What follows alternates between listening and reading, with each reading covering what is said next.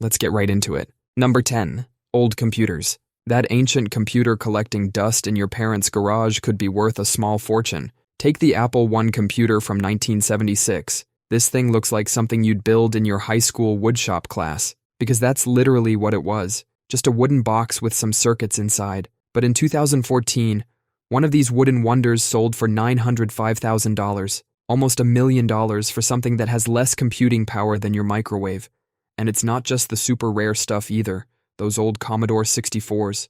If you've got one in the original box, you're looking at anywhere from $1,000 to $5,000. Even the manuals are worth money. People are paying hundreds of dollars for original instruction booklets. Those floppy disks that could hold about 2 photos by today's standards. Some rare software on original floppies can sell for thousands. There was this guy who found an old IBM 5150 computer from 1981 in his parents' attic. He thought it was junk. Turned out to be worth $4,000 because it still had all the original packaging. Condition is everything. That computer needs to look like it just came out of a time machine from 1985. So if your old computer has been used as a cat bed for the last decade, maybe just keep it as a conversation piece, and don't even think about cleaning it up before selling. One guy tried to help by washing his rare Apple II, knocked about $3,000 off the value. These computers were considered overpriced when they first came out. Now they're worth even more, and they don't even work half the time. It's like buying a car that doesn't run, can't be fixed, and costs more than a house. Number 9. Your dad's old work jeans. You're cleaning out your parents' attic and you find a pair of beat-up old Levi's. They're covered in paint, oil stains, and look like they've been through a war. Your first instinct might be to throw them in the trash, but don't. Those crusty old jeans could buy you a brand new vehicle. The more beaten up they are, the more valuable they might be. Back in 2018, a pair of Levi's from the 1880s sold for $87,400. Someone paid the price of a luxury car for a pair of pants that probably smelled like your grandpa's basement. Look for the big E on the red Levi's tag. Before 1971, Levi's wrote their logo as Levi's in all caps. After 1971, they switched to Levi's with a lowercase e. That one-letter difference can mean thousands of dollars. The Holy Grail is a pair of 501s from the 1950s with a big E and hidden rivets. These can sell for up to $30,000 if they're in good condition. Even if they're not perfect, those paint stains and wear marks actually tell a story. Collectors call it patina. It's like wrinkles for jeans, and they love it. Some Japanese collectors will pay insane money for jeans that show signs of actual workwear. They're basically paying for your dad's decades of hard work, one oil stain at a time. Check that red tag before you throw out those old jeans. You might be sitting on enough money to buy a whole new wardrobe. Number 8. Old medical equipment. So you're cleaning out Grandpa's attic, and you find this creepy-looking metal thing that looks like a torture device. Don't throw it away. That medieval nightmare fuel might be worth thousands. Old medical tools that look like they belong in a horror movie. Collectors are fighting over them. Take old amputation kits, for example. A complete set from the 1800s can sell for up to $50,000. These kits usually came in fancy wooden boxes lined with velvet, containing various saws, knives, and other tools. And the older and scarier they look, the more valuable they are. Some collectors specifically look for tools with visible wear and tear, because it means they were actually used. Someone's paying extra for that crusty brown stuff on the blade. An old bone saw can be worth $2,000. Those weird glass things that look like fancy shot glasses are actually antique cupping sets. Doctors would heat them up and stick them on people's skin to create suction. A complete set in good condition can fetch up to $3,000. But the real moneymakers are the quack devices, those weird machines that were supposed to cure everything with electricity or vibrations. There was this thing called a violet ray machine. It was basically a glass wand that zapped you with electricity. They claimed it could cure everything from baldness to female hysteria. It didn't. But these days, a working violet ray machine can sell for up to $8,000. Even old medicine bottles can be worth something. Those cobalt blue poison bottles with the skull and crossbones can be worth $500 each if they're in good condition. So if you stumble upon some old medical gear, don't just toss it.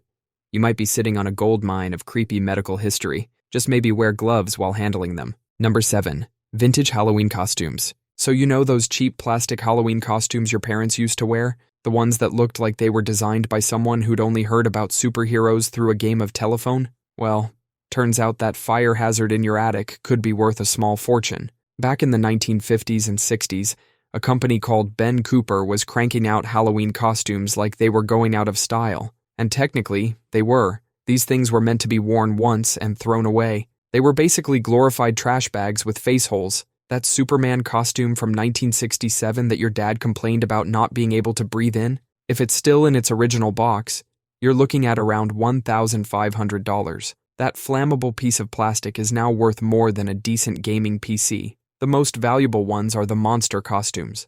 A mint-condition creature from the Black Lagoon costume from 1964 sold for $3,200. The Holy Grail is the 1963 Ben Cooper Batman costume. One of these bad boys, still in the box, sold for $5,000. A costume that probably cost less than $1 to make is now worth as much as a used car. And it's not just the superhero stuff. Those weird off-brand costumes that look nothing like what they were supposed to be. They're worth even more because they're rare. Nobody kept them because they were terrible. So next time you're cleaning out your parents' attic and find a box of old Halloween costumes, don't throw them away. Number 6. Old concert ticket stubs. That shoebox full of old concert tickets your mom keeps telling you to throw away could be worth serious cash. An unused 3-day Woodstock ticket from 1969 recently sold for $22,000. A piece of paper that originally cost $18 is now worth more than a new car. Used ticket stubs can actually be worth more than unused ones, because they prove you were actually there. A used stub from the Beatles' last concert ever sold for $30,000. Even relatively recent concert tickets can be worth good money. Those unused tickets from Michael Jackson's 2009 This Is It concert are now selling for thousands. The concert never happened. Not all old tickets are worth big bucks. That Nickelback stub from 2003 can probably be used as a bookmark. A ticket stub from Nirvana's last concert before Kurt Cobain's death is worth about $1,500. The most valuable tickets usually come from 3 categories: first shows, last shows, or shows where something crazy happened. That embarrassing boy band concert you went to in middle school might just pay for your kid's college tuition someday. Number 5. Old quilts. Your grandma left you this old quilt that's been sitting in the attic forever. It's got a few stains, smells like your great-uncle's pipe tobacco, and you're thinking of tossing it. That dusty old blanket could be worth a small fortune. Some of these quilts are selling for up to $100,000. Not bad for something that was literally keeping chickens warm in the barn last week. The most valuable ones usually come from the Amish communities. These folks weren't just making blankets, they were creating works of art.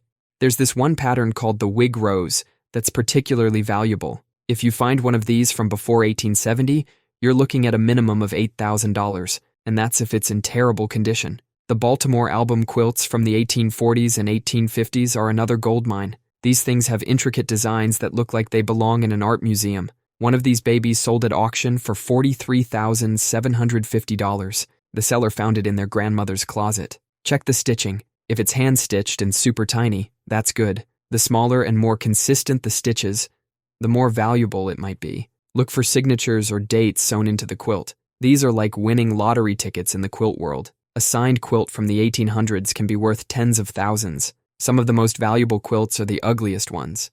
I'm talking about crazy quilts made from mismatched fabrics. These were often made during the Civil War when fabric was scarce. Historians love these because they're like fabric time capsules. And do not wash that old quilt, even if it smells like it's been living in a barn for the last century. That musty smell might be gross, but cleaning it could destroy its value. Number 4. Glass power line insulators. Those weird glass things on power poles are called insulators. Some of them are worth more than your monthly rent. They've been keeping electricity from frying poles since the 1800s. Most of them are worthless junk, about as valuable as a participation trophy from third-grade soccer. But color is everything. Your basic clear or blue-green ones are worth nothing. Purple or red ones can sell for thousands of dollars. The really valuable ones were made by companies like Hemingway and Brookfield back in the 1800s. These companies weren't trying to make collectibles. They were just trying to keep power lines from burning down towns. Sometimes the glass would come out in weird colors because of impurities. These mistakes are what collectors go crazy for now. There's one called the Mickey Mouse insulator because it looks like it has ears. A mint condition one sold for $18,000 in 2021. That's enough to buy 3,600 Mickey Mouse ears at Disneyland. You can't just climb up power poles and start yanking these things off. First, that's illegal. Second, you'll probably get electrocuted and end up looking like a human light bulb. The valuable ones are usually hiding in old barns, estate sales, or your grandpa's weird collection of important stuff. So next time you're cleaning out an attic and find old glass things that look like they belong on a power pole, don't chuck them in the trash. Number 3. Weathervanes. You're tearing down an old barn, and there's this rusty rooster on top. Most people toss it in the scrap pile, but that crusty bird could be worth a small fortune.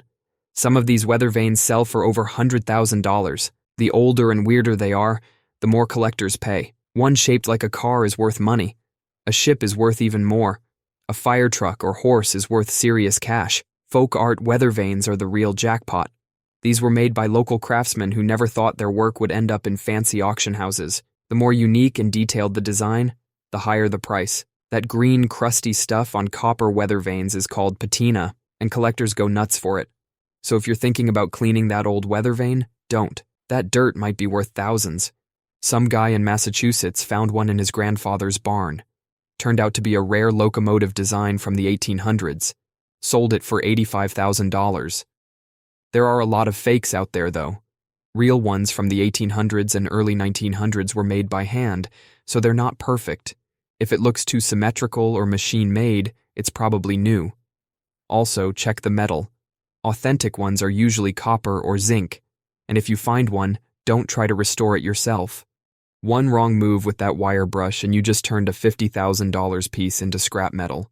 Number 2, old gas station maps. You know those paper maps your grandpa keeps in his glove compartment? The ones that are impossible to fold back correctly? Don't throw them away. Those vintage gas station maps from the 1930s to 1960s are selling for serious cash right now. We're talking hundreds, sometimes thousands of dollars for a single map. You might wonder why anyone would pay that much for an outdated map when we have GPS. These aren't just maps. They're time machines on paper. The most valuable ones have these amazing cover illustrations. Picture Route 66 in its glory days, with shiny chrome diners and neon signs lighting up the desert night, or weird roadside attractions that don't exist anymore, like giant talking Paul Bunyan statues or hotels shaped like teepees. The real moneymakers are maps from gas stations that don't exist anymore, like the Sinclair oil maps with their friendly green dinosaur mascot. These can fetch up to $3,000 if they're in good condition. But here's the crazy part. Condition matters less than you'd think. Even maps with coffee stains and fold marks can be worth hundreds. They're wearing battle scars from actual road trips. The most expensive map ever sold was a 1918 white gas map of California that went for $7,000. That's enough to buy a decent used car today. So next time you're cleaning out your grandparents' attic, don't just toss those old maps. That crumpled piece of paper showing the way to Yellowstone could be your ticket to a nice getaway.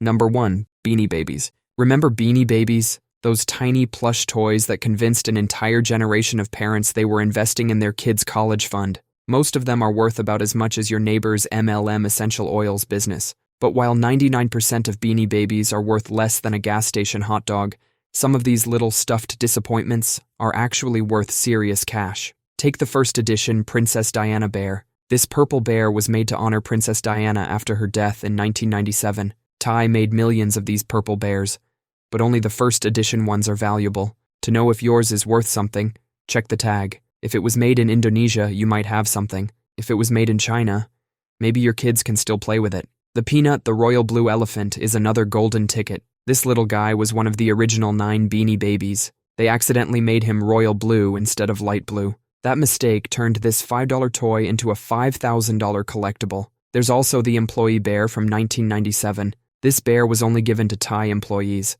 It's worth about $3,000 now. Imagine being the employee who threw theirs away. That's all for today. I'll be making similar videos in the future. Subscribe to see them.